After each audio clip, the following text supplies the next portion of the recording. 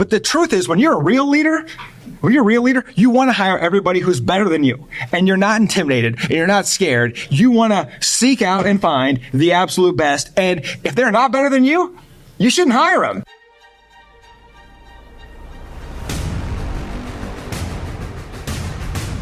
Welcome to Veteran Led. I'm your host, John Barry. In this episode, I had the opportunity to visit with VFW Post 2503 on Veterans Day and sat down with two local veterans who make a difference in the Omaha community. The first veteran is Randy Norwood, who served 24 years in the Air Force.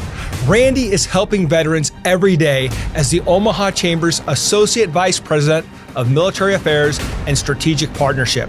We join my conversation with Randy as he recounts a specific eye-opening experience as an NCO that sent him on a leadership trajectory that defines who he is today.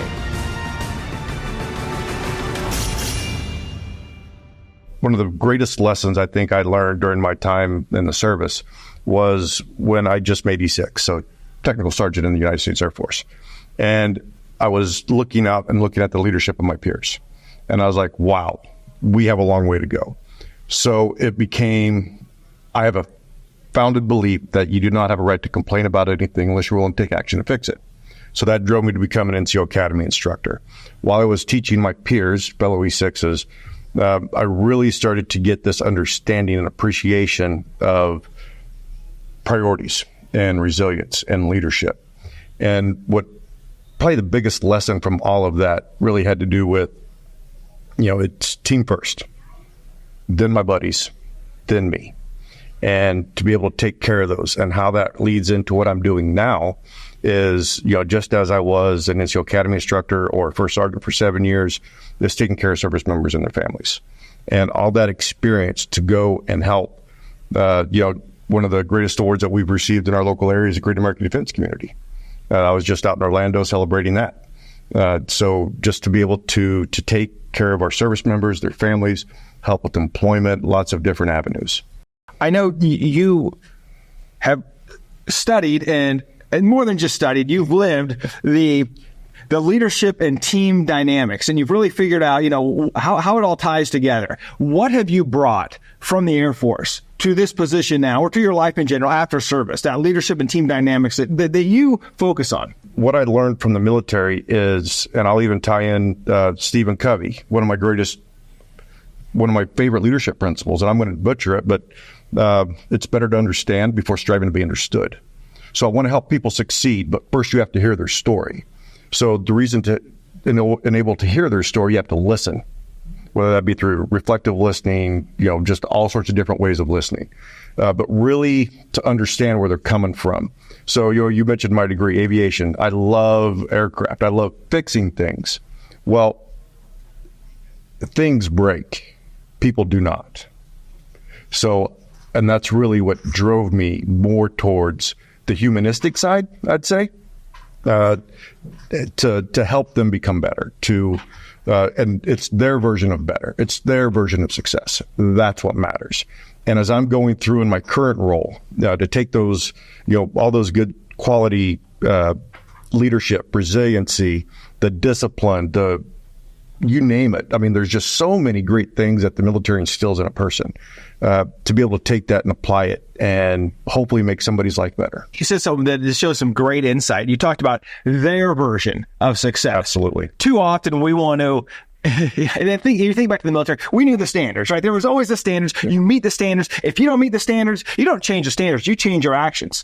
And then you become a civilian and you realize that everybody has their own definition of success. And so if you are going to lead them, you need to listen long enough to figure out their version of success. And this is why we have one mouth and two ears. And listening for me, this is, I think, where I've really failed as a leader. Probably took me till I was about 40 years old to really understand that feedback is a gift, and that, that we fail to hear what our team members say a lot. And we really have to be intentional about asking those questions, because a lot of time the first answer they give us is either the answer they think we want to hear, or it's just the surface answer. And then we have to say, I want to take a step and dig back deeper. One of the exercises I did at Jerry Spence's Trial Lawyers College, where we would try to really get in the head of a witness to figure out what they're really trying to say, was we'd have them sit in a chair, and then we'd say, okay, answer the question.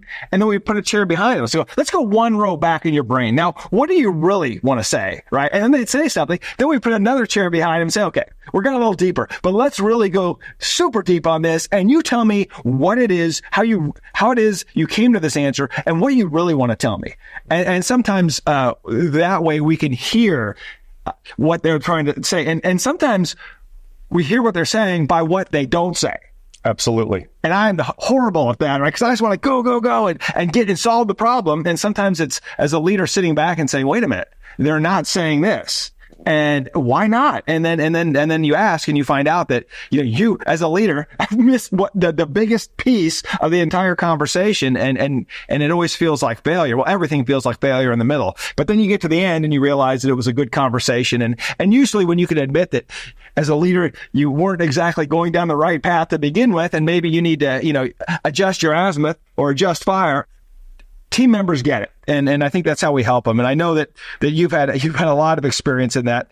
How do you integrate, the things you learned, like risk management and time management, into your current role? When you think about risk management, and, I'm almost looking at it from the other side to say, okay, company X, they don't want to hire a veteran, or they don't want to hire a spouse, or they don't want to do this, that, or the other thing. So I'm trying to show them that risk is worth every second of it.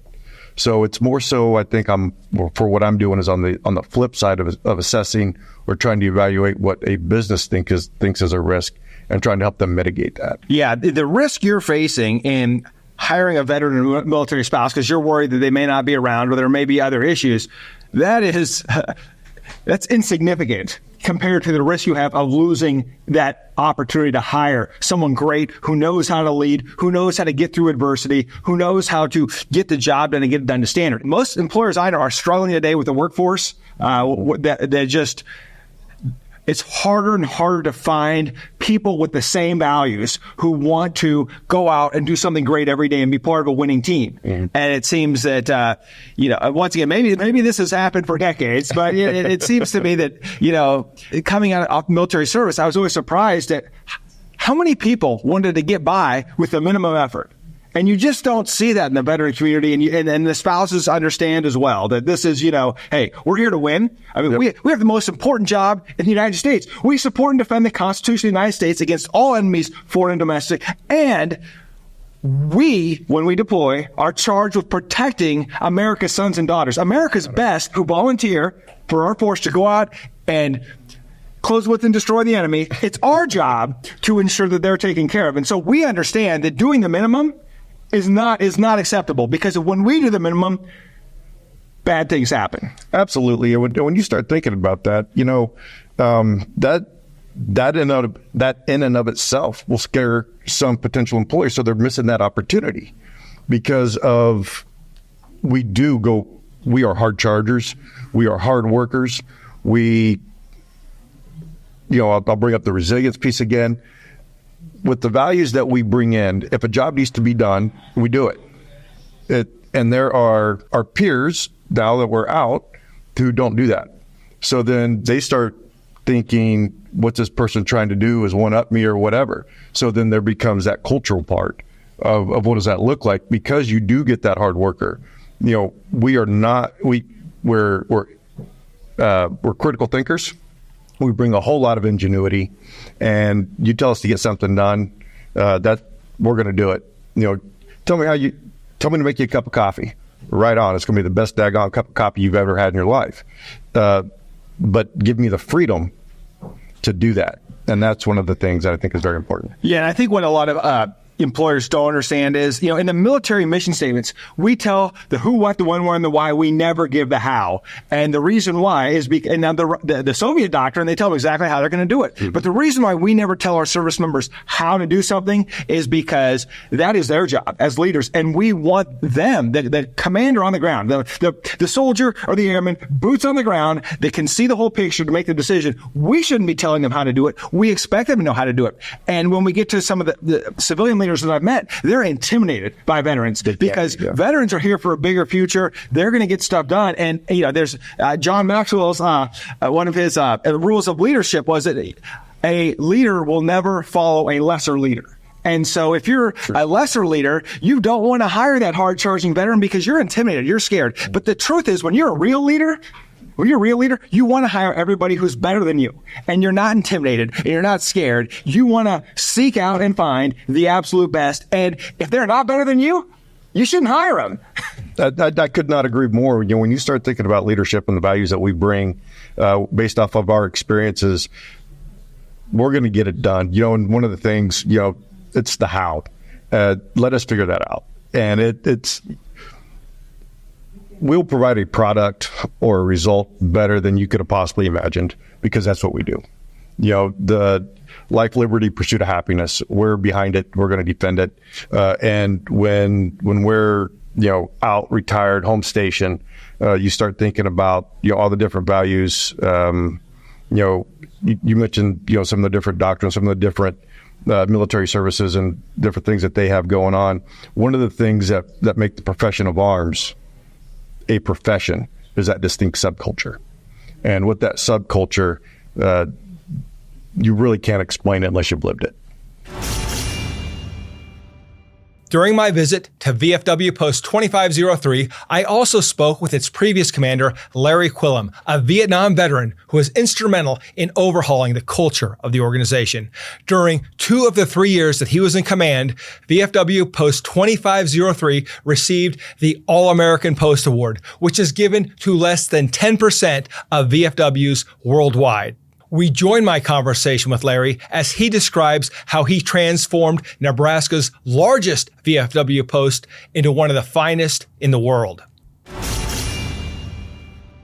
Leadership begins, in my opinion, with a mission that is of value to you personally and to your organization. So you work as a team, but you all get on board to that mission. So my first objective here was to create a new mission for this post, and that was to be the friendliest, most open, welcoming post in all of Nebraska. First part of the mission. Second was to get as many younger veterans as we possibly could from Iraq, Afghanistan, etc., involved in this post, and we have gained a lot more as a result of that. But their mission is to own this place. This is their place as much as it is mine, but they're the future of our VFW. So they have to take over and own it. And now that I'm no longer commander, most of those younger guys that I met a couple years ago are now in charge of this post, and we're very proud of that. We look at today's all voluntary force, and we think, we're put in charge of someone who is great, someone who actually has a mission that is bigger than themselves, that they chose at a very young age, many of them 18 or younger, that they were going to serve their country. And then it's our job to say, well, we have somebody who's special, and we gotta mold and develop them. And when we did that, that was such a great opportunity. It was so rewarding. And now you get that opportunity as these veterans come into 2503, and they see that they're, hey, we want to get involved. We want to help. We want to keep serving. And so you get to facilitate that. So it's got to be that's got to be rewarding. How do you make sure that everybody in your organization follows that vision that you had for being the friendliest, most open? Well, how do you make sure that they follow it is maybe a little easier said than done, because sometimes when you're working with all volunteers, they're like herding cats. But in the same, they have to buy into the mission, just like when you were in the service or I was in the service, they had to buy into the mission. And you have to grow. You have younger people in this organization. have different attitudes, different approaches to life. They're younger. And so you have to adapt to those goals and their desires. So the mission remains the same, but the attitudes do change. And so that's important. But we don't serve by treating veterans here. We serve by helping them by knowing where they can go to get more serious help. For example, Barry Law, prime example.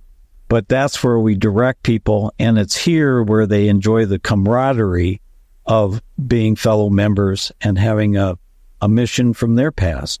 Well, and in talking to a lot of the business owners here, it is nice to be able to come into an organization and there's somebody who knows how to do that. There's a professional that has the answer. And one of the things that I really, when I was a commander, I really liked my chaplain and my JAG officer, because if it was a problem that I couldn't solve, I knew that if it was, that it was a faith-based problem, I could send it to the chaplain, right? If there were some family issues and stuff.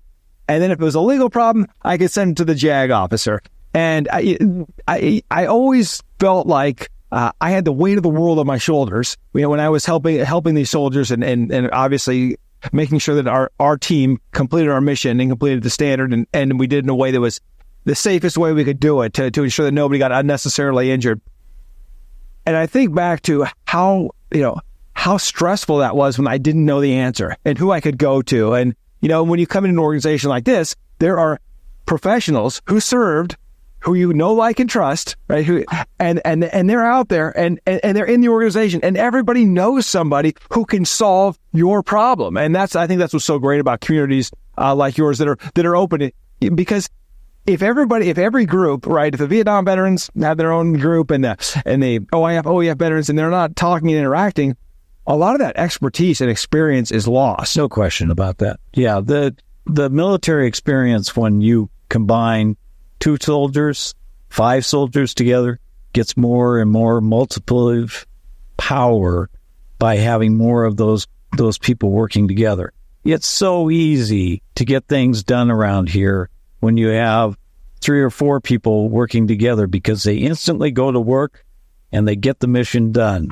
And in private life, it doesn't always work that easily together. Well, in the military, and we probably learned this day one when we show up at basic training or boot camp or wherever, even for me, infantry officer basic course, if the team messes up, everybody is doing push-ups. Everybody is paying for it. And so one of my greatest fears as a leader, and probably just as a member of the military in general, is I never wanted to let the team down. Absolutely. That was the fear, is I don't want the mission to fail because of me. I don't want someone to get killed because of me. I don't want someone to not be prepared because of me. And so when you set up your leadership team here, obviously it's the same mentality, that it's an all volunteer group, and all of your members have important lives. They're serving the community. They're serving their families. They're earning a living. They're doing all these other things, and yet they still make the time.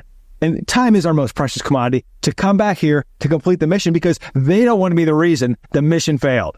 And I'm proud to work with everyone who volunteers up here. And if you walked around our post today, which is Veterans Day, we're going to serve over 400 people. It takes a lot of volunteers to be successful at that.